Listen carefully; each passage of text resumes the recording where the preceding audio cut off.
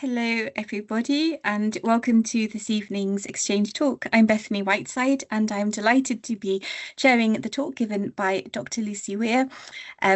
Dr. Lucy Weir is a specialist in dance and performance with expertise in Pina Bausch's dance theatre in particular. She has authored 2 monographs and also co-edited Performance in the Pandemic with our very own Dr. Laura Bissell. Lucy is a reader in History of Art at the University of Edinburgh, and her research has previously been supported by a Leverhulme Trust Research Fellowship.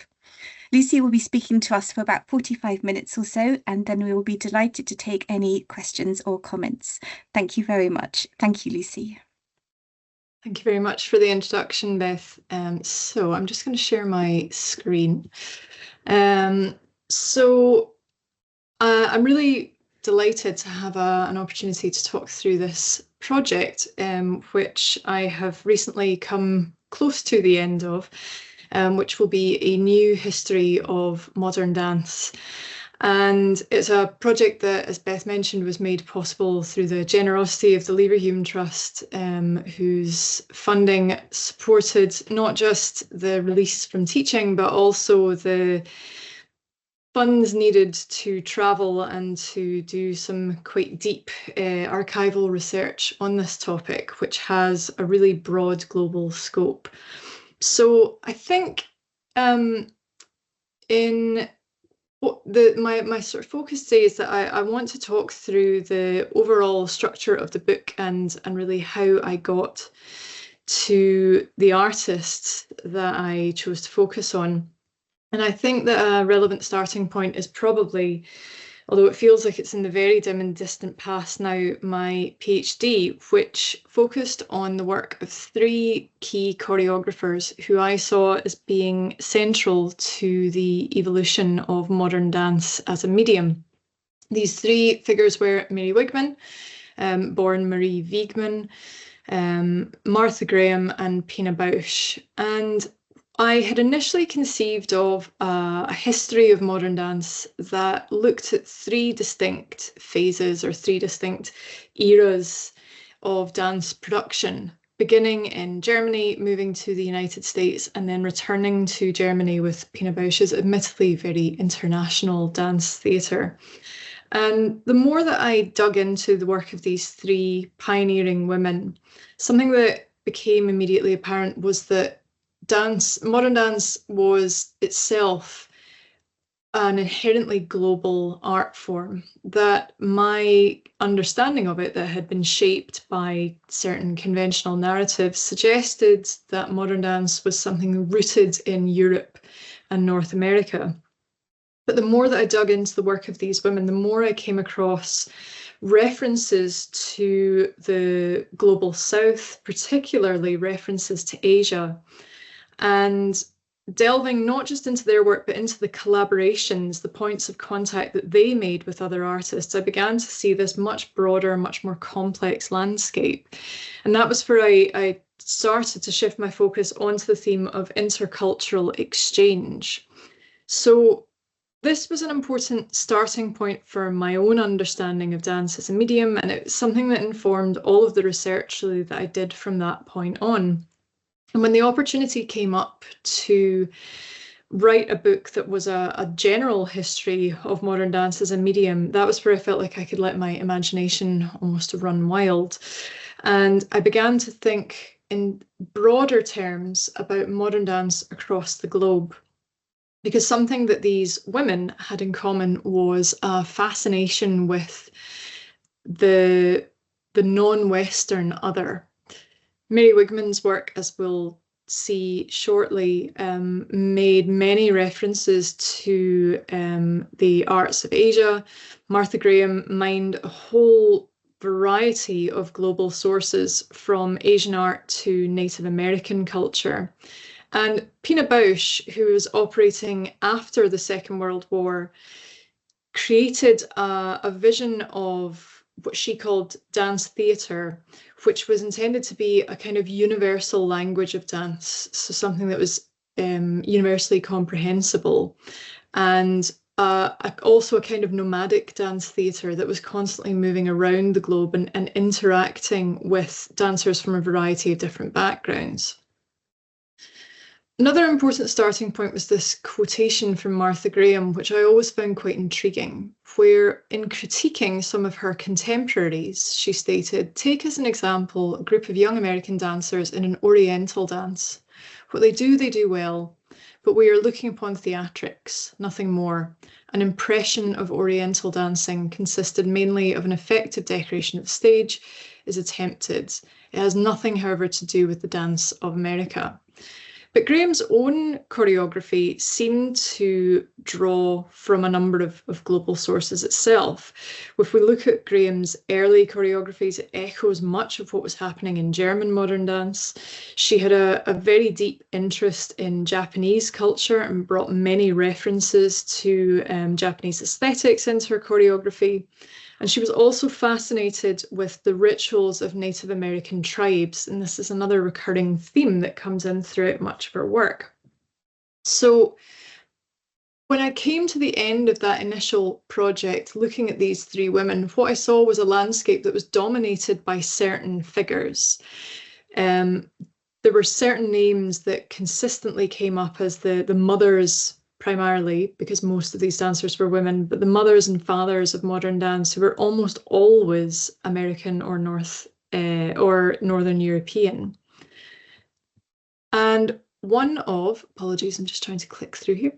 One of the key starting points really is Isadora Duncan. Even for those who have very little interest, perhaps, in dance or know relatively little about the history of modern dance, are probably familiar with the name Isadora Duncan.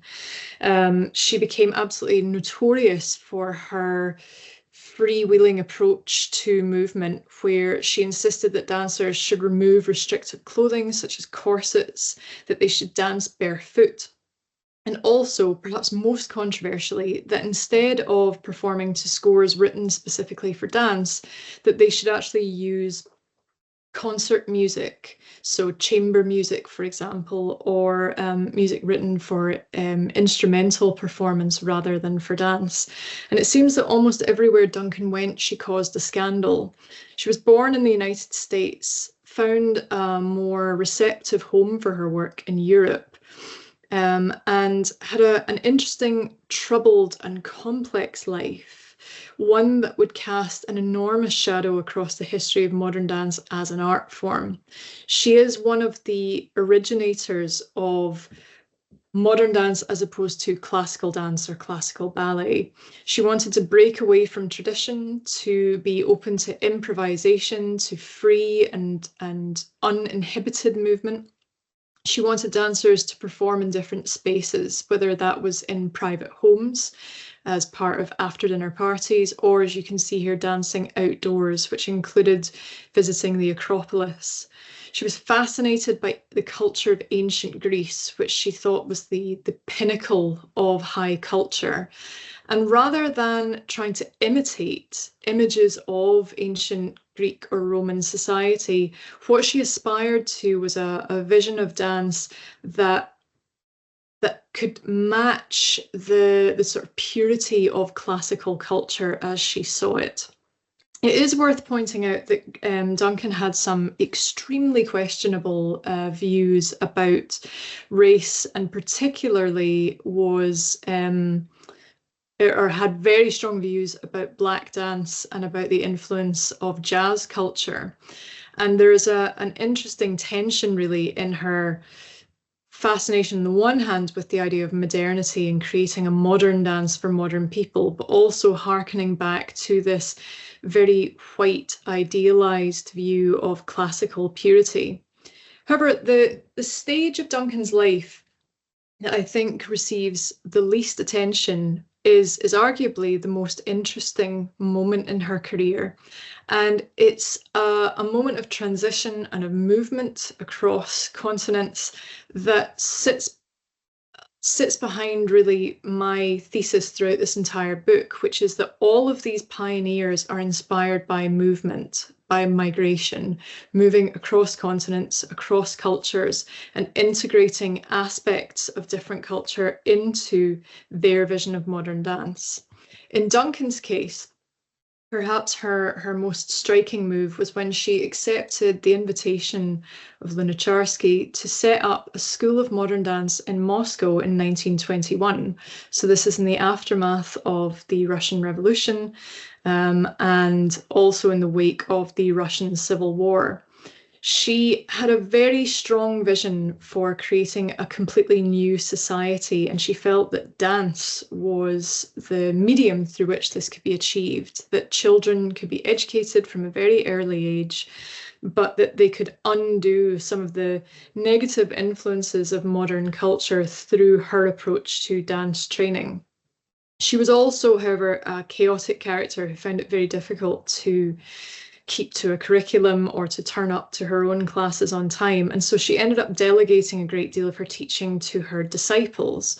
And it's through them, really, that Duncan's technique, if we can call it that, more of a style maybe, is disseminated around the world. But there's this fascinating moment in Duncan's life where she arrives in Moscow, where she is given classfuls of pupils at different ages, and she actually has the opportunity to create this new society that she has envisaged. And yet this time in post-revolutionary Russia, in the sort of very early years really of the nascent Soviet Union, that has the least attention in the literature on Duncan. She's notorious for the manner of her death. She very tragically died in a car accident where the very long gauze scarf she was wearing caught in the wheel axle. And she had a tragic, difficult life. But the notoriety of her life sort of obscures some of the more interesting moments of movement across cultures and the integration of different cultures into her own approach.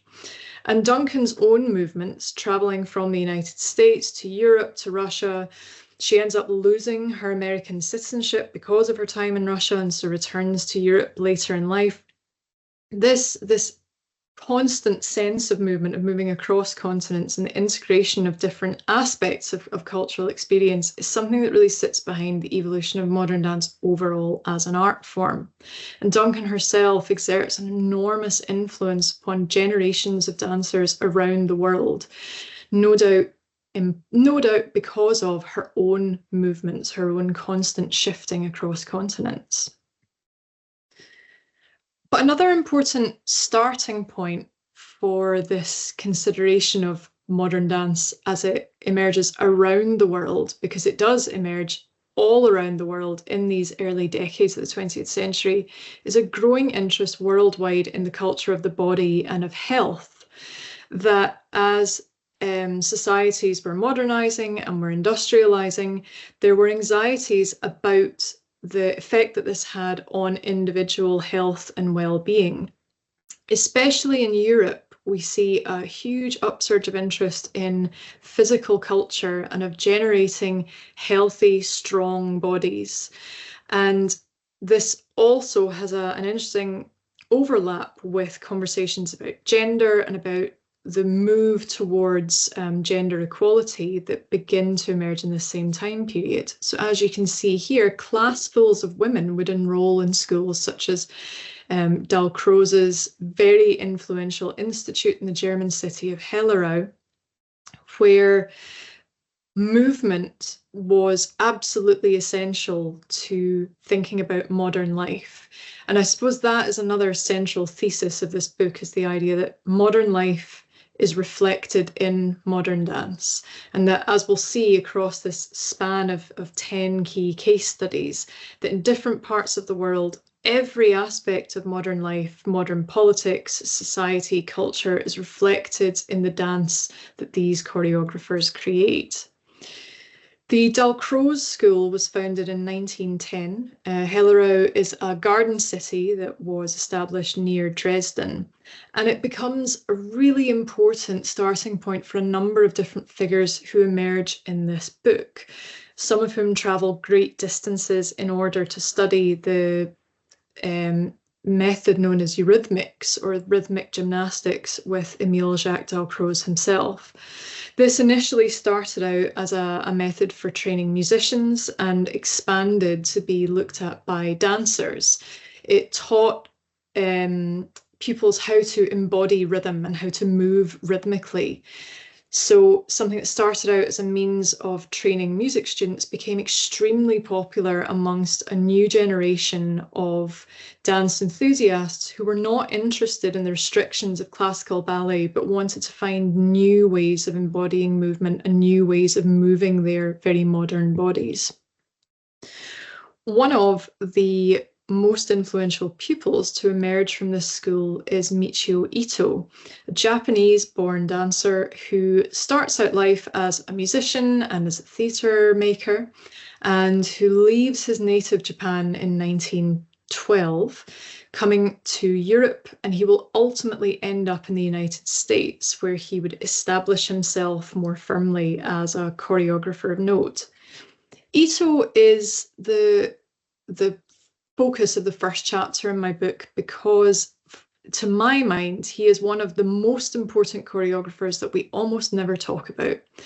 Ito comes from a very middle-class, very well-connected artistic family in Japan, and then has the most extraordinary life story, this journey that takes him to Europe, first of all to Germany, where he studies directly with Dalcroze. And then the outbreak of war sees him move to England. And it is during his time in London, where he barely speaks English and is trying to get by with his knowledge of German and French, that he happens across some very influential friends. He befriended Ezra Pound, and through him W.B. Yeats, and the two convinced Ito to work with them on a staging of No plays, which he was initially very resistant to. No is a form of classical Japanese dance, drama, theatre, which has been in existence since about the 15th century. It's a very traditional form of theatre that is performed in an almost archaic style of Japanese. And Ito, who was very much a creature of the modern era and was very interested in modernity and the new, had no interest at all in classical Japanese theatre. But he spied an opportunity, and that working with these two luminaries would introduce him to an entirely new set of aristocrats, of very well-placed members of English society. And the image on the right here shows Ito in his costume of the hawk in the modern No play At the Hawk's Well.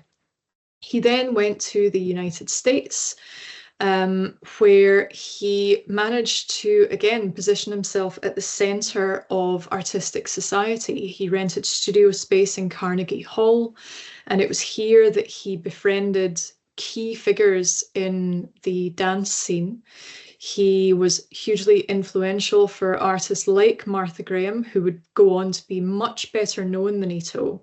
And he would ultimately make his way to the West Coast and create these enormous spectacles, such as the work you can see here, Pizzicati, where he performed as a soloist with a light, creating an enormous backdrop of his moving body, so almost as if he was dancing with his own reflection. Ito was not just an influential choreographer, but he was also a very highly regarded teacher who worked with many pupils who went on to have important careers within the world of modern dance in the United States. And he is referred to by his pupil Pauline Kohner as one of the most important and one of the first modern dancers that America ever saw.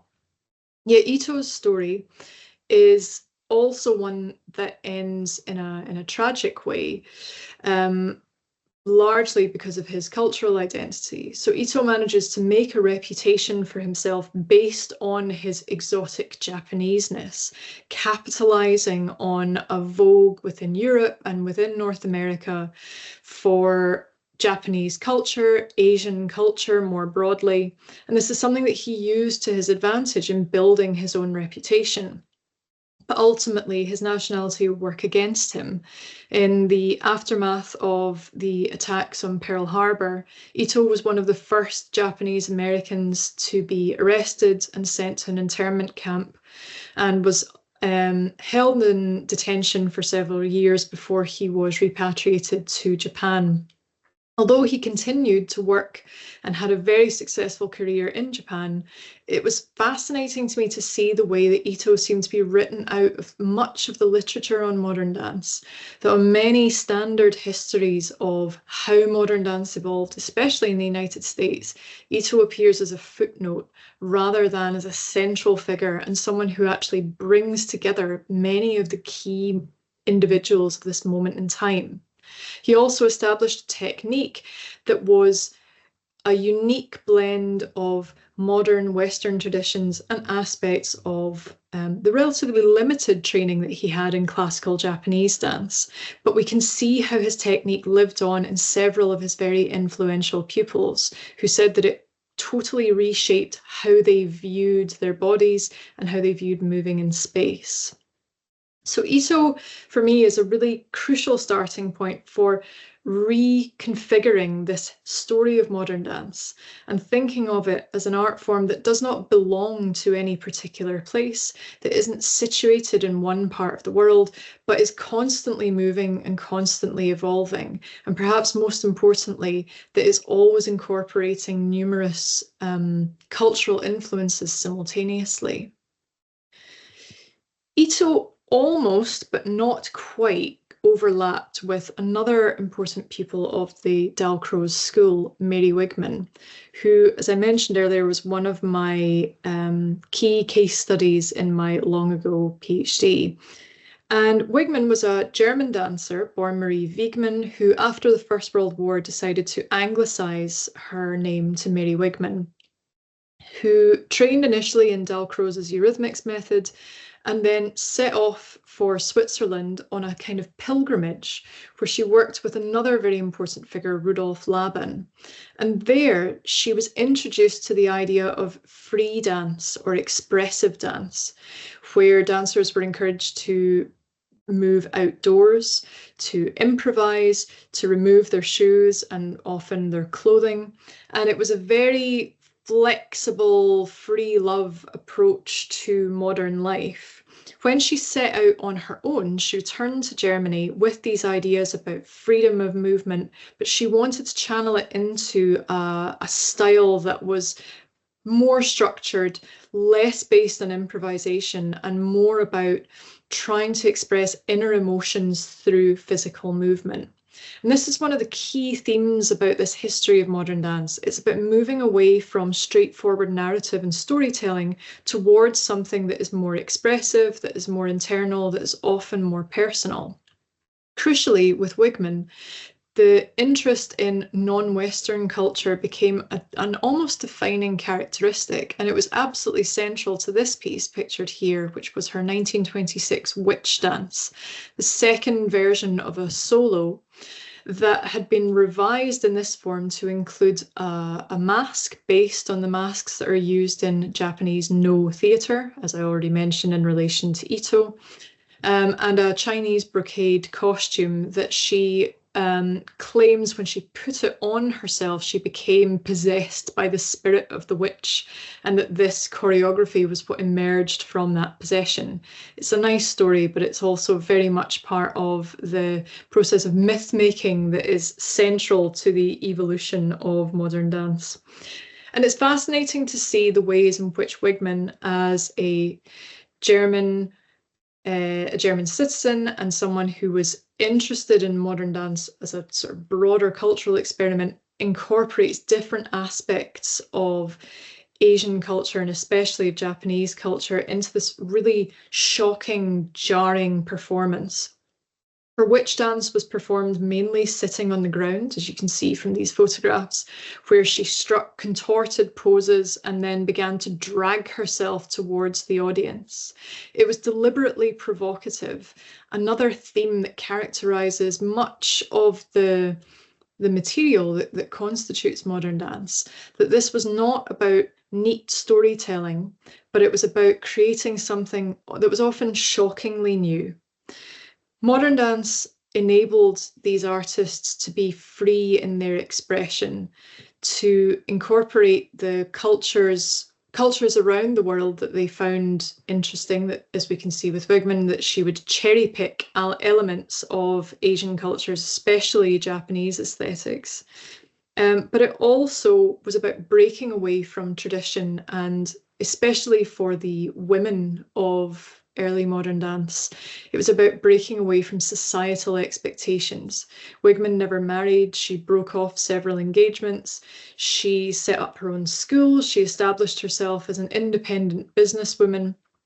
And her life really went against the expectations of a middle-class girl of her status in traditional German society at the time. But Wigman's story is also complex because it overlaps with the period of National Socialism. And one of the elements that I had to grapple with in writing about Wigman was the question of complicity, of her decision to continue working in Germany under National Socialism, and of editing out all of these foreign reference points within her modern dance in order to align with the principles of fascist culture. So Wigman is an interesting and really troubling case study in that respect. Someone who, in some corners of the literature, is viewed as a sympathizer with Nazism.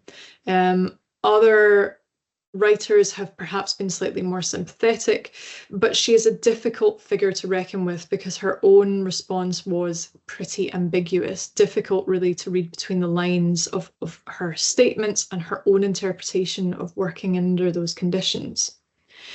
Wigman, however, is another figure that casts this really long shadow, and there are a number of artists who are connected to her, either directly or indirectly, that I explore through different chapters of this book. One of them is the Indian dancer Uday Shankar, who I encountered as a PhD student when I was rummaging through the archive of Wigman's work that's held in Berlin. And I came across a photograph of Wigman with Shankar and his dancers on a visit to her Dresden school. It led me down this path of trying to work out who Shankar was and what role he played in this history of modern dance as well. Shankar is another fascinating character who ends up leaving his native India to come, first of all, to England as a student in 1920. And then through another series of chance encounters, much like Michio Ito, manages to make a name for himself as an artist. And one of the most remarkable of these encounters was his introduction to the renowned ballerina Anna Pavlova. In 1923, Pavlova had decided she wanted to create a suite of dances based on Indian themes, but she knew nothing about Indian dance, and she actually knew very few Indian musicians or artists. And so Shankar was introduced to her, despite the fact he had no background in performing and he had no training in dance whatsoever. When I spoke to Shankar's daughter-in-law, she told me this incredible account of how he had turned up to his audition with Pavlova with no idea of what he was going to do. And so he dressed in a mixture of different Indian fabrics and tied a drum around his waist and performed some simple head and shoulder rolls while playing the drums. And Pavlova was so stunned by what she saw that she interpreted as the most authentic classical Indian dance. She hired him on the spot and took him on an international tour. This was what made Shankar's reputation, performing in these Orientalist ballets under the auspices of this very renowned international ballerina. And when he eventually broke away from Pavlova, he went to Paris, where he eventually caught the eye of an American impresario, Sol Hurok, who decided that Shankar had to be put on the stage and had to be marketed as the face of, as he described it, Hindu ballet. But what Shankar evolved was a completely different language of dance altogether. It was one that was simultaneously thoroughly Indian and also thoroughly modern. He performed to Indian music which was played by Indian musicians who he recruited on trips home. And he assembled a collective of dancers that he trained in his own vision, his own style of movement, one that was not actually based on Indian classical dance, but was something that emerged entirely from Shankar's own imagination. He worked with both Indian and European performers. The image on the left here shows him in one of his early ballets with Anna Pavlova herself, and the image on the right is Shankar performing in London with his dancer Simki, Simone Barbier, who was a French-born dancer who was able to masquerade as Indian on stage. And much like Ito, Shankar created an international reputation based on a contemporary fascination with the non-Western other. He played up to the idea of his exoticism and used this in order to gain places on stage, performing to huge audiences across Europe and across the United States, achieving tremendous success for someone who had no professional dance training whatsoever. But this is a double-edged sword. And one of the ways in which Shankar's reputation has been affected by this element of his biography is that many dance historians, like they did with Ito, tended to cut Shankar out of the narrative of modern dance, that he is sometimes referred to as a classical dancer, despite the fact he had no background in classical dance, and that he is rarely recognised as an innovator of a distinctly modern language. But when we look at his choreography, which is not always straightforward because so much of it has been lost, we can see that actually what he innovated was something that was entirely modern, that was entirely of its time. He played with classical Indian themes, with mythology, with references to spirituality, but the movement itself was something entirely modern. And something that I have attempted to do by reframing this narrative is to think about what the history of modern dance would look like if we conceive of it in this global capacity. And that rather than thinking about a certain lineage of American and European progenitors or sort of key choreographers, that actually if we broaden this out, we can see how modern dance evolved all around the world at different moments in time. But again, Shankar's story is about movement. It's about constantly moving through time and interacting with dancers all around the world, working with a very international company before he finally returned to India to set up his School of Modern Dance, the first school of modern dance in the foothills of the Himalayas. And towards the end of his career, created some incredibly experimental films, dance-based films, that are still some of the most innovative instances of modern dance captured on camera. But another figure who so often is referred to as a footnote, as a point of curiosity, rather than as a key player who connects many of the most important figures in the conventional history of modern dance. I'm conscious that 10 chapters is a lot to try and condense, and that with the time I have available, I have a feeling I'm going to get roughly to the halfway point, but I'm going to whip through another few of my key figures so that you can see how this international narrative knits together. When I looked at the story or the history of modern dance in the United States, many of the most well-known figures originate from this part of the world.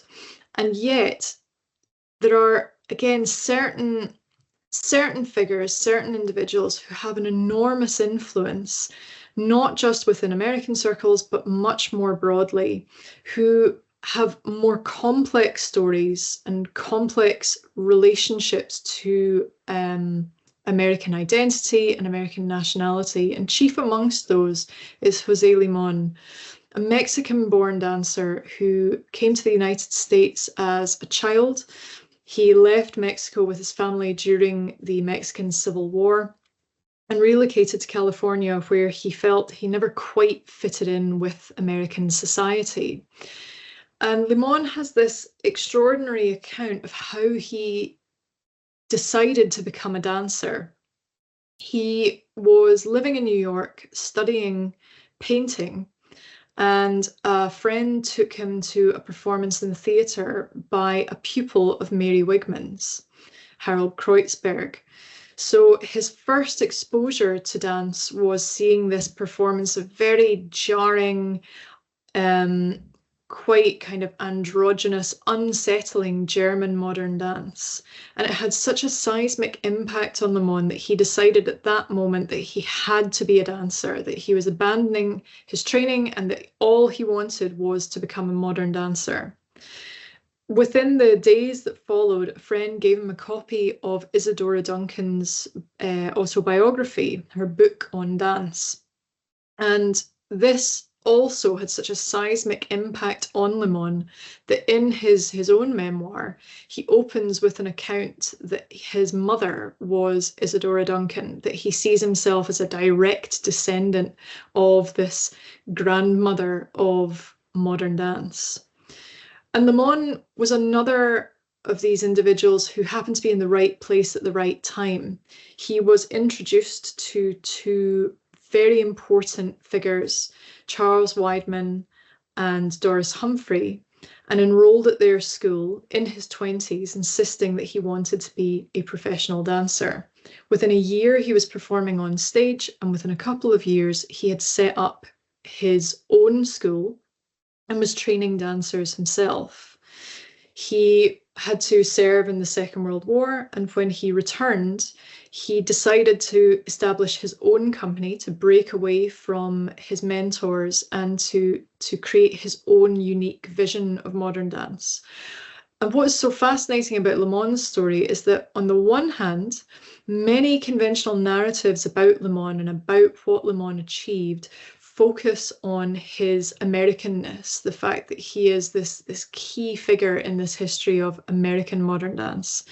But actually, many of Limon's most important works reference his Mexican heritage and aspects of Hispanic identity. For instance, one of his most celebrated works, La Malinche, which looks at a kind of founding narrative, really, of modern Mexico. It's a very jarring, kind of abstract, almost like a play within a modern dance drama that explores the story of the colonization of Mexico by the Spanish conquistadors and centers around the figure of La Malinche, an indigenous woman who was given as a wife to Hernan Cortez, and explores her conflicted relationship to her homeland and to her indigenous culture, and also to the invading dominant Spanish culture. The same year as he created La Malinche, this really extraordinary exploration of Mexican identity and of the kind of psychic difficulties of reconciling this colonial heritage, he also created the Moor's Pavan, an extraordinary take on Shakespeare, a condensed version of Othello performed by 4 dancers in a very tight theatrical space, in these extremely heavy, voluminous costumes. And the fact that he created these 2 works in the same year shows the incredible breadth of Limon's choreographic imagination, his ability to go to classical European culture in terms of his Shakespearean adaptation, and also his intricate and very psychologically involved exploration of Mexican identity and the conflicted sense of self that comes with one's origins, as in Limon's case, as someone who was both indigenous and also Spanish.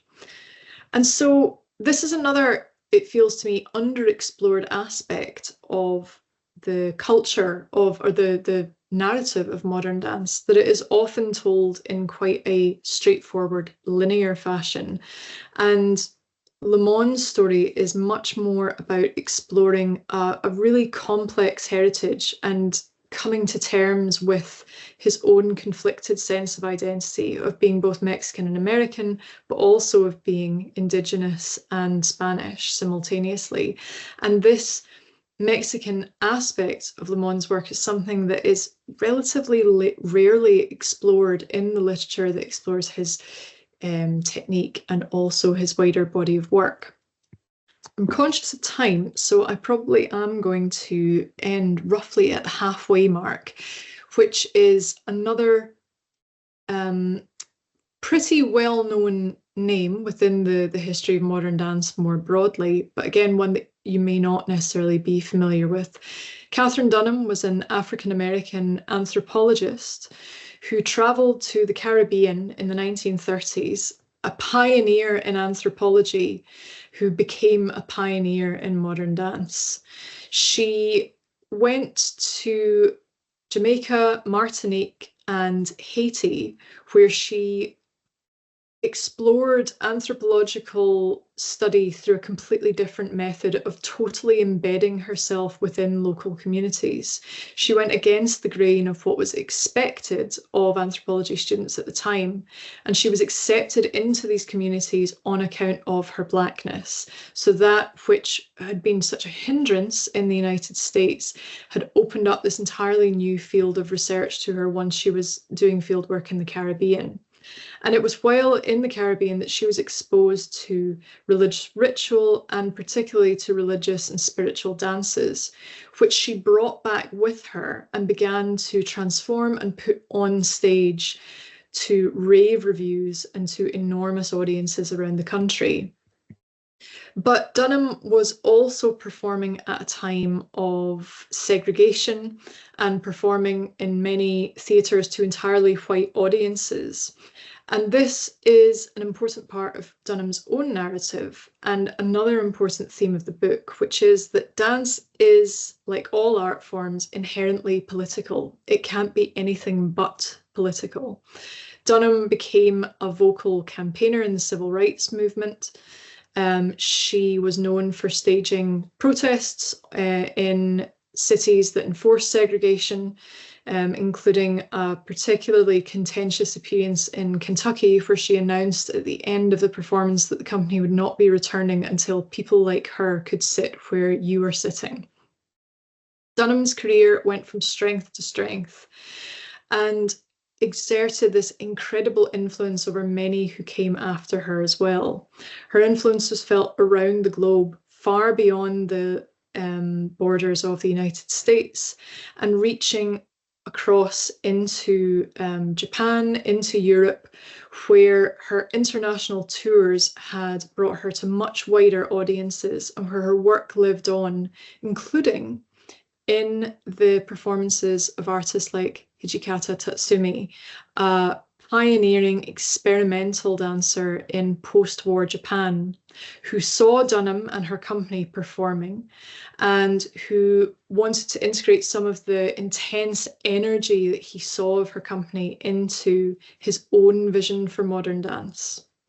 And it is at this point, this moment of rupture in the 20th century, the aftermath of the Second World War, that dance begins to look entirely different. That arguably we shift from modern dance into something that is postmodern, that becomes contemporary, and that resembles less and less traditional choreography, traditional dance steps, and instead becomes much more confrontational, even more provocative than what had come before. Hijikata's works began with the notorious forbidden colours, which is pictured on the left, which involved two men interacting in a predatory sexual way on stage and allegedly involved the killing of a live chicken. Later works like Rose-Coloured Dance, which you can see pictured on the right, were chaotic, almost surrealist assemblages of movement, some of which resembled dance, some of which just appeared to be random interactions between different bodies on stage. It involved live painting, live music, and in one quite memorable instance, a group of elderly female musicians who he had found performing in a bathhouse that he had asked to come and perform on stage in a dance recital. The women had no idea of what they had been brought into and were apparently quite stunned to see the bizarre happenings that unfolded while they obediently played their shamisen. And the last piece that I think I'm going to talk about before breaking for any questions is Hijikata's final solo performance, Revolt of the Body. This was a work that integrated his own influences, his own training, which had begun in German modern dance. He had studied under pupils of Mary Wigmans, who had travelled to Germany and brought German modern dance to Japan, but reimagined through his own vision for modern dance, something that he called Buto, or the dance of darkness. Buto was a completely modern, almost apocalyptic vision of the world in the wake of the Second World War, which centered around images of the grotesque, of bodies that were contorted, of bodies that sometimes moved in spasmodic or ugly or violent ways, and that challenged the audience, that constantly provoked the audience through shape-shifting and transforming into different characters. He was a strange, difficult figure, one who integrated aspects of traditional Japanese culture, which recurs throughout his entire body of work, these references to his upbringing in the Japanese countryside, but also, fascinatingly, incorporates aspects of early German modern dance throughout the choreography, throughout the steps themselves. The Hijikata symbolizes this moment of return, almost, where someone like Wigman looked to the aesthetics of the East and looked to the aesthetics of Japan, incorporated them into her vision of German modern dance, and then as we move into the 1960s, her vision makes its way to Japan itself, where it is reimagined for a modern society by a Japanese dancer. There's more to come. There are more examples that I could go on about, but I'm conscious that I don't want to run an hour over time tonight. So I think that moment of return is probably a useful place to pause. And I'm happy to expand on any of this or to look at any other examples if that might be of interest. So I'll wrap it up there and happy to answer any questions that there might be.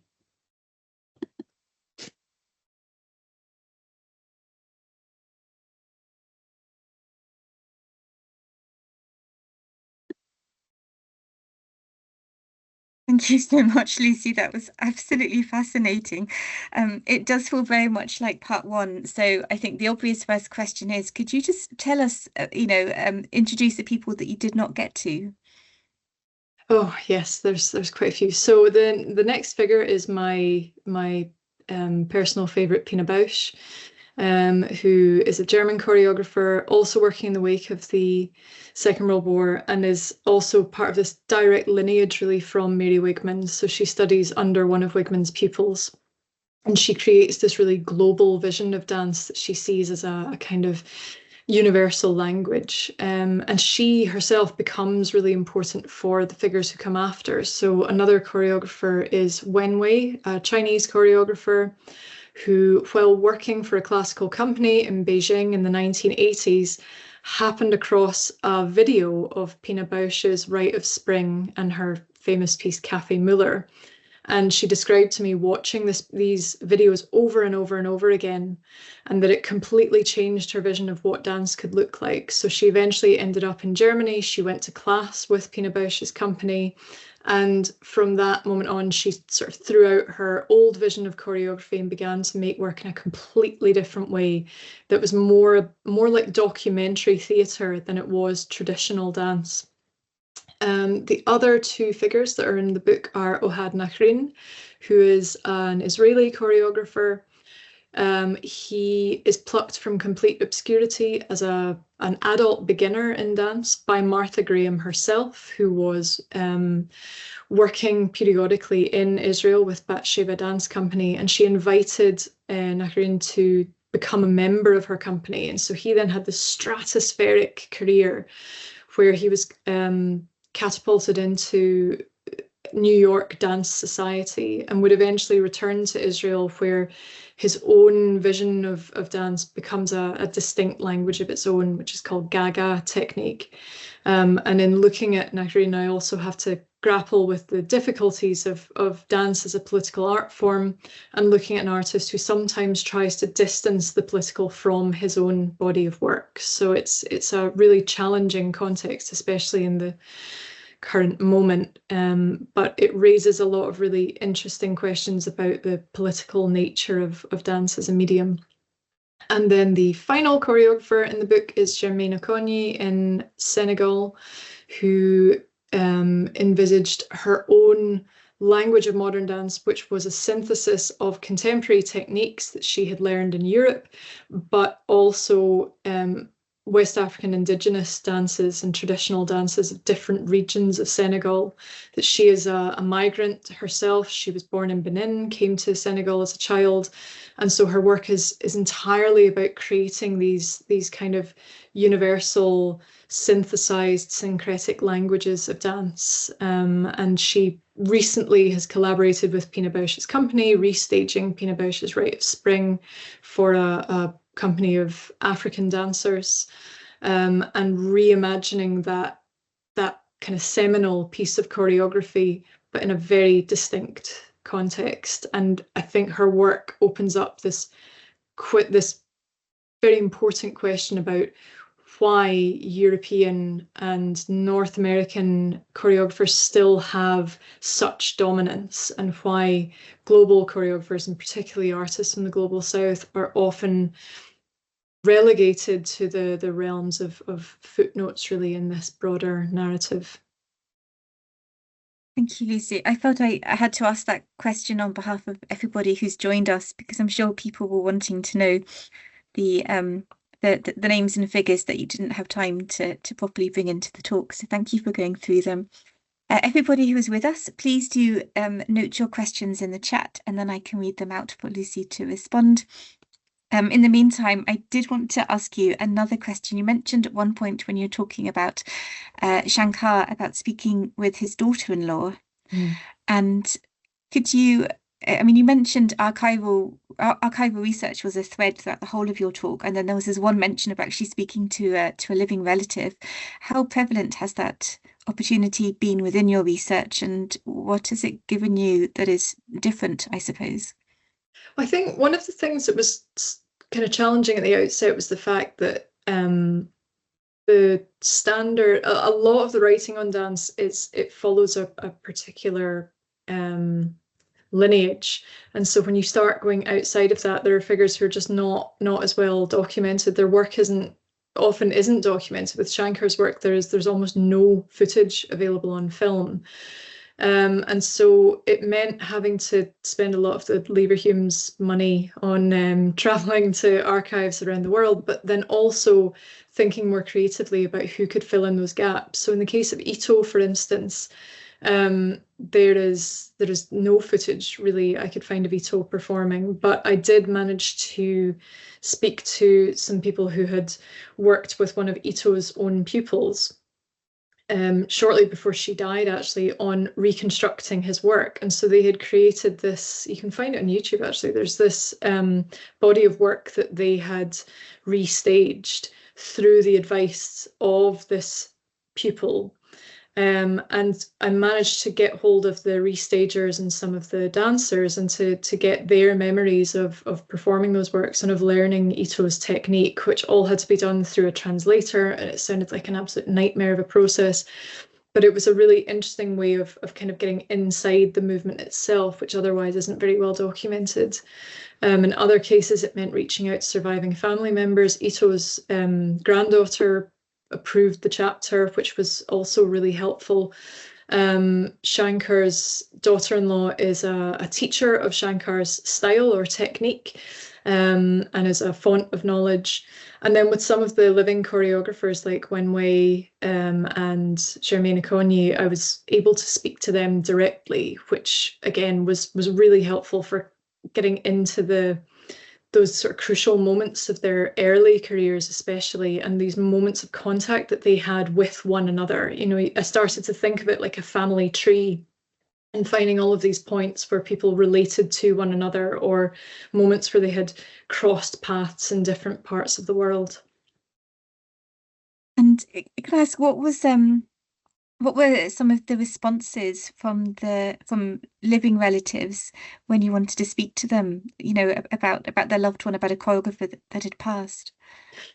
They were universally, I would say, really positive. And I think a big part of that was that their ancestors' work was being recognised. You know, in the case of both Michio Ito's granddaughter and Uday Shankar's daughter-in-law, I think they both felt very strongly that they had not been properly recognised in the wider history of modern dance, or that so much of their work had been misrepresented, or had been, you know, there are so many errors and myths that creep in as well. There was a lot of time spent mapping out where people actually were and trying to get to the bottom of whether in Ito's case, he sort of fabricated his entire backstory. So that was quite a difficult thing to unpick. But trying to work out the reality behind their early lives, but also really trying to make a case for why they are so significant, and that in each case finding that these were dancers who influenced everyone around them. You know, that very often they were playing to enormous audiences, they were traveling all over the world, and yet there was this process of erasure that has crept in over time, that relatively few of them are still recognized as being the innovators that they were. It really resonated with me what you were saying about the way that dance history is thought of and taught and spoken about and written about. I mean, that really was how dance history was taught to me. Absolutely. Another question I wanted to ask, which is actually because you talked a little bit about stories and anecdotes and myths a moment ago, and discovering. So I'm going to read a direct quote back to you, Lucy, that I actually noted down while you were speaking. So you're talking about Mary Wigman's witch dance and wearing the Chinese brocade costume, and feeling imbued with a particular spirit that led her to respond. And the direct quote you said was about the myth making central to the evolution of modern dance. So I just wondered if you could say a little bit more about what do you mean by the myth making that is central to ... So in the case of Ito, he wrote this autobiography that is full of just bizarre anecdotes that could not possibly have happened. So he claimed to have spent time in Paris, that he claims that he saw Duncan perform in Paris. He would have seen her perform in Germany if he saw her perform anywhere. I think he also claimed that he babysat Auguste Rodin's children at the same time. You know, he kind of put himself at the center of all of these moments in the history of what we now recognize as the history of modernism. But the thing that I find extraordinary is, even though he had this sort of fictionalized account of his life, reality was in some cases much more bizarre than his own myth making, his own construction of this narrative. So when he was living in London, he was penniless. His father had cut him off, and he ended up pawning all of his clothes. And he was invited to perform some dances at an aristocrat's ball, a kind of house party, effectively. And he ended up being such a hit. He performed his exam piece from the Delcroze school. So he performed his exam piece. It was hit, you know, it was a huge hit. People thought this is incredible classical Japanese dance, not realizing it was a Delcroze eurythmics routine that he had devised. And he then found himself on this aristocratic party set where he was being invited to perform in people's homes. And there was this bizarre moment where he ended up sitting next to someone that he didn't know, a man that he didn't know, and asking if they could speak German because he really struggled to speak in English. And he found out the next day that the person he'd been sitting next to was the British Prime Minister. and that this was after the outbreak of the First World War. And apparently Asquith's response was just to sort of laugh and then go ahead speaking German to him, not realizing at all the sort of faux pas that he committed by asking to speak the language of the enemy at this society dinner party. So Ito had these incredible moments, like when he met Yeats and Pound, where the reality was much more remarkable, but he continued to create these myths the same way that Shankar did as well. There's a kind of construction of a backstory that is, I think, is essential for some of these artists in kind of generating their own publicity, really being aware of how you tell a story and how you build a career through creating that sort of mythical backdrop. I'm so glad I asked that question, just for those additional stories. That's incredible, and perhaps to reclaim and control a sense of agency that was often denied to these individuals as well. I'm slightly worried that I might have missed questions, but I can't see any in the chat, but I am sure Lucy would welcome anyone who would like to reach out to her directly to follow up on any element of the talk, and the book will be out hopefully at the end of the year in any case. Hi, Shilpa. I'm just going to pop in because for some reason, I think maybe you can't see the chat. So I'm just going to ask the one question that's there, if that's all right. Yeah, go ahead. Just from Anita, she said, what was your process in selecting these choreographers as your focus for this book? And then we'll round up just after that. Thank you.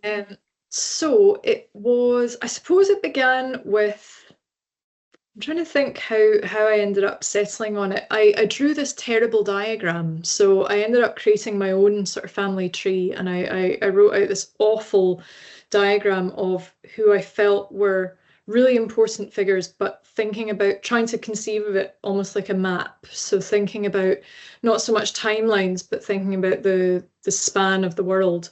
And then something that allowed me to focus that down a bit was generating those connections to one another. So I'm hoping that someone with better skills than me is going to design me a much clearer version of this terrible family tree that I created. But once I realized how many points of interconnection there were, that all of these figures relate to one another in different ways, that sort of decided that these would be the 10 case studies, because I began to see them as part of this global family, and that there were connections throughout time through their own teachers or through people that they had maybe performed with or performed alongside, that all of them are somehow connected to one another, and that in some cases there are multiple points of connection throughout time and space. Thank you, Lucy, and thank you, Anita, for your question. I've just looked at the chat again and I still can't see it. So I'm very glad that that Shilpa intervened on your behalf. Thank you, Shilpa. So thank you so much, everybody, for joining us this week, and a huge thanks to Lucy for that fascinating talk. And I'm very much hoping the Conservatoire is going to be stocking your book, Lucy, because I think it would be invaluable. For people who would like to join us next week, we're actually going to be in person in the Five Theatre at the Royal Conservatoire of Scotland building on Renfrew Street, where we will be joined by David Cutler, who will be talking about Beniamino Gigli, The People's Tenor, a talk relating to the archival exhibition, which you can currently find next to the Ledger Recital Room at RCS. So thank you so much, everybody, and thank you again, Lucy. Thank you all so much.